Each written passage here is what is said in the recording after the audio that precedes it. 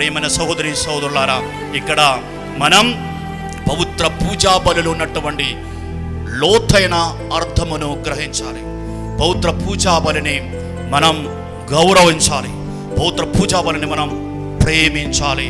ఎందుకంటే మనలను తన ప్రాణం కన్నా ఎక్కువగా ప్రేమించి తన రక్తమును మన కోసం ధారపోసి తన ప్రాణాన్ని మన కోసం అర్పించినటువంటి యేసు ప్రభువు బలి అది, పూజా బలి.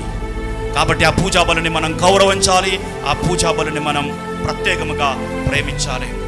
ఇక్కడ ఇతర ప్రార్థనా విధానాలకు పవిత్ర పూజా బలికి మధ్య ఉన్నటువంటి తేడాను మనం గుర్తించాలి. ఇతర ప్రార్థనలు మంచివే, చాలా అర్థవంతమైనవే, వారి సంఘ ప్రార్థనలు చాలా గొప్పవే. కానీ అవి ఒక్క ఎత్తు అయితే యేసు ప్రభు అర్పించినటువంటి ఆ బలిని జ్ఞాపకం చేసుకొని పవిత్ర పూజా బలి మరో ఎత్తు.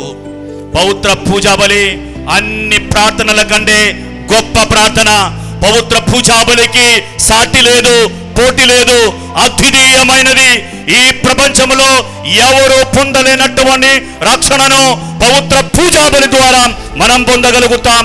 ఈ ప్రపంచంలో ఎవరు పొందలేనటువంటి క్షమాపణను మనము పవిత్ర పూజా బలి ద్వారా పొందగలుగుతాము.